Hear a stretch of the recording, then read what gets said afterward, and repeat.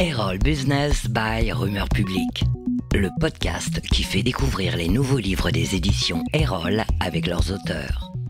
Bonjour et bienvenue dans Errol Business by Rumeur Publique. Je suis Jean-Christophe Latournerie et j'ai le plaisir aujourd'hui de recevoir Guillaume Gombert et Cyril Var au sujet de leur nouveau livre Gaffanomics, comprendre les super pouvoirs des GAFA pour jouer à armes égales.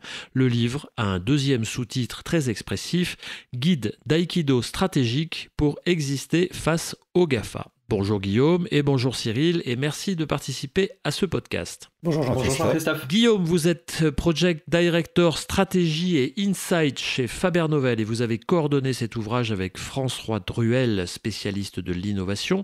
Cyril, vous êtes Executive Vice President de Faber Novel. Chez Faber Novel, vous dites que le futur, c'est apprendre au sérieux. Et avec ce livre, on va apprendre. Nous parlons donc des GAFA, un acronyme qui, chacun le sait, regroupe des entreprises bien connues, Google, Apple, Facebook et Amazon, et qui pourraient en abriter bien d'autres comme Twitter, Tesla ou encore Alibaba. Ces entreprises ont en commun d'être jeunes, moins de 20 ans pour la plupart, mais surtout, elles ont redessiné un monde, le nôtre. Comment imaginer aujourd'hui se passer d'elles ? Ce serait se passer de smartphones, de mails, de GPS ou encore de réseaux sociaux. Mais au-delà de nos vies, les GAFA ont révolutionné l'économie, le management, les business models en inventant de nouvelles règles, en partant de nouveaux points de vue et en s'affranchissant du passé grâce à des technologies innovantes. Certains, à l'instar d'Alessandro Baricco, les appellent les nouveaux barbares, d'autres les adulent ou les redoutent. Votre point de vue, celui du livre, est que l'on peut s'inspirer des GAFA pour lutter avec eux à armes égales. C'est tout le sens de ce que vous appelez l'aïkido stratégique, utiliser les forces de l'ennemi pour gagner. Gaffanomics est une série d'ouvrages dont le but est d'aider les entreprises à penser comme des startups. Mais revenons à nos GAFA. Vous avez identifié 7 de leurs super pouvoirs. 1. Le client gratuit. 2. La conception inversée. 3. Le management pirate. 4. L'entreprise magnétique. 5. L'entreprise temps réel. 6. L'entreprise infinie. Et enfin 7. L'entreprise intime. Mais surtout, votre livre fourmille d'exemples. Je ne résiste pas au plaisir d'aborder l'évolution de la comptabilité. Traditionnellement, la compta est orientée produit, c'est-à-dire qu'on analyse et on compte la marge de chaque produit ou famille de produits, le chiffre d'affaires et donc le résultat de la multiplication du prix unitaire de chaque produit et du volume de vente. Chez les GAFA, c'est très différent. La comptabilité se moque des produits, elle ne s'intéresse qu'au segment de clients. Le CA, chiffre d'affaires, est alors le produit du revenu par client et du nombre de clients. C'est ce qu'on appelle la comptabilité orientée client. Ça peut paraître anecdotique, mais en réalité, c'est la mise en œuvre d'un concept beaucoup plus vaste qui pose les besoins des clients au centre de tout. C'est une des sauces secrètes des GAFA que vous révélez dans ce livre autour de leurs 7 super pouvoirs. Maintenant, quelques questions à Guillaume Gombert et Cyril Var. La bataille avec, je n'ose dire, contre les GAFA a-t-elle encore un sens ? Pensez-vous qu'ils peuvent encore réellement être challengés ? Effectivement, Jean-Christophe, le fait d'utiliser le mot contre, c'est un petit peu ambitieux parce qu'en fait, ça voudrait dire s'attaquer à des acteurs qui cumulent à peu près en France 36% de notre temps connecté, plusieurs milliards d'utilisateurs actifs quotidiens, près de 500 milliards de dollars de trésorerie et à peu près 3 fois le CAC 40 en termes de valorisation. Donc on voit que ce sont des acteurs qui sont à des échelles plutôt continentales que nationales. Et hormis la compétition, en effet, à laquelle vous faites allusion, il y a une autre attitude qu'on peut avoir face aux GAFA, une autre prise d'aïkido qui est plus défensive, qui est la coopération. Donc là, c'est plutôt le avec dont vous parlez. Et là, les GAFA, on voit qu'ils ont besoin de grands groupes. Dans le livre, par exemple, on donne l'anecdote d'Apple qui a travaillé avec Goldman Sachs pour lancer une carte de crédit. Donc pour devenir finalement une banque ou un acteur qui met un premier pas dans l'univers financier. Et puis Amazon qui fait un partenariat avec Audi parce que Audi a besoin des coffres et puis Amazon a besoin d'espace de stockage pour ses colis. Donc on voit que les grands groupes et les GAFA peuvent mener des projets communs et ça c'est quelque chose qu'il faut souligner. Après il y a une autre conviction que j'ai, c'est que en fait peut-être que le vrai challenger des GAFA ce ne sera pas une entreprise puisqu'ils sont vraiment trop gros, mais plutôt une institution. et je pense spontanément à l'Union européenne. On voit que ce régulateur particulier n'a pas dit son dernier mot et qu'il souhaite en fait adapter le droit pour mieux encadrer les plateformes. Et donc si c'est vrai que les GAFA n'ont pas de problème d'argent ou de puissance économique, ils ont plutôt un problème de confiance en ce moment, on le voit avec Facebook ou Google.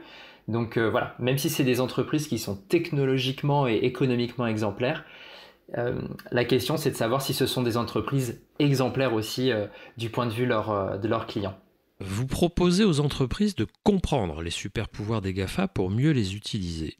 Et il ne serait pas possible d'inventer de nouveaux super pouvoirs ? Alors comme vous l'avez dit Jean-Christophe, vous avez donc cité les 7 super pouvoirs qu'on a identifiés. Donc les 3 premiers que vous avez listés, ils concernent plutôt la manière de faire, donc la manière de s'organiser, donc qui sont plus d'ordre culturel ou managériaux. Les 4 derniers, ils concernent plutôt le modèle économique des GAFA. Donc déjà, il y a deux types de pouvoirs. Les premiers super pouvoirs, donc le client gratuit, la conception inversée, le management pirate, ils sont typiques des GAFA. Et a priori, on pense avoir fait le tour justement des spécificités managériales et d'organisation de l'innovation que les GAFA ont proposées depuis une vingtaine d'années, comme vous l'énonciez. Après, les 4 autres, le magnétisme, l'infinité, le temps réel et l'intimité, ils sont propres en fait à un modèle que les GAFA partagent, c'est le modèle de plateforme. Ça existe depuis assez longtemps. Les GAFA, en fait, n'ont pas inventé ce modèle. On peut penser que juste une place de marché au Moyen-Âge, c'est déjà une plateforme avec des commerçants et des clients qui viennent consommer. Donc ça existe depuis très longtemps. Simplement, ce que je pourrais dire, c'est que les GAFA ont utilisé les technologies pour pousser ce modèle à l'extrême en termes d'adaptabilité, de réactivité, de productivité et de croissance. Donc, bon, pour nous, en fait, si je résume, il y a 7 super pouvoirs, on a beau se creuser la tête, on n'en voit pas d'autres, mais si nos lecteurs parviennent à en trouver d'autres, il faut qu'ils nous écrivent justement, il y a peut-être quelque chose qu'on aurait loupé. La demande est clairement envoyée. Merci Guillaume. Quelle est la place de l'intuition, du talent, ou ce qu'on appelle aussi la vista dans la réussite d'une entreprise, et en particulier chez les GAFA ? Je pense que c'est le point de départ de tous les GAFA. On oublie un peu que dans les années 90, donc 96 si mes souvenirs sont bons, quelqu'un a eu la vision d'être capable de vendre tous les livres à toutes les personnes de la Terre et de les livrer jusqu'au dernier kilomètre, ce qui à l'époque était littéralement une vision. Et après, effectivement, vous avez 2 étudiants qui décident de battre à l'époque le champion du monde du search qui s'appelait AltaVista et qui était très très puissamment fondé par Compaq pour essayer de les battre avec une nouvelle technologie, un nouvel algorithme et créer un outil qui serait utile à tous les habitants de la planète. Vous avez également, il n'y a pas si longtemps, quelqu'un qui, dans une chambre d'étudiants, décide d'essayer de créer un réseau où le monde entier pourrait parler. Donc, mécaniquement, à l'époque où ces entreprises ont été créées, elles étaient des entreprises visionnaires, même si, dans le cas notamment de Facebook et de Google, il y a eu quelques prédécesseurs qui avaient un peu ouvert la voie. Je pense que le vrai rôle de la vision, au départ, il est double. Un, c'est de donner une ambition qui, pour l'époque, pouvait être considérée comme démesurée. C'est-à-dire que c'est ce qu'on a appelé les billion people business. C'est des gens qui pensent déjà en milliards d'utilisateurs dès le départ de la conception de leurs produits. Et deuxièmement, ce qu'on oublie trop souvent, et je pense notamment à Jeff Bezos, mais aussi à Sergey Brin et à Zuckerberg, c'est la capacité à générer de l'investissement permanent de part d'actionnaires qui deviennent extrêmement patients. On oublie trop souvent que l'autre challenge des GAFA, au-delà de cette vision très universelle et très large, ça a été de s'assurer un financement et des pertes pendant plusieurs années en convainquant leur pool d'actionnaires et leur pool de parties prenantes qu'il fallait continuer à investir dans la vision, même si ça pouvait être tentant pour certains de se stabiliser et de commencer à créer de la profitabilité. Donc sous ces 2 axes, je pense qu'effectivement, les caractéristiques de ces leaders des GAFA, et on pourrait aussi penser maintenant à Tesla, on pourrait penser également à Spotify, à toutes ces entreprises qui sont des entreprises de plateforme.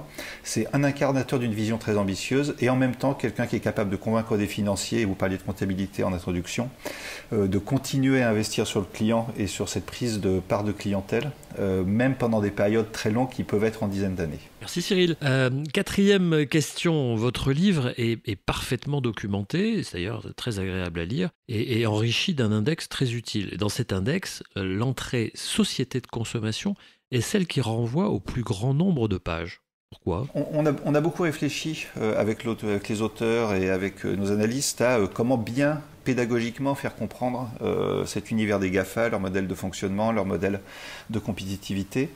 Et à un moment donné, le contraste, et pour pas dire l'opposition entre deux manières de voir le monde et de voir l'économie, était probablement la manière la plus simple et la plus claire de faire comprendre à, pour faire simple, des gens de mon âge, des baby-boomers et des générations X, en quoi l'univers des GAFA est différent. Il est tellement différent qu'effectivement, juste en expliquant le modèle de plateforme, le modèle de réseau, sans opposition, c'était pédagogiquement compliqué de faire passer certains messages.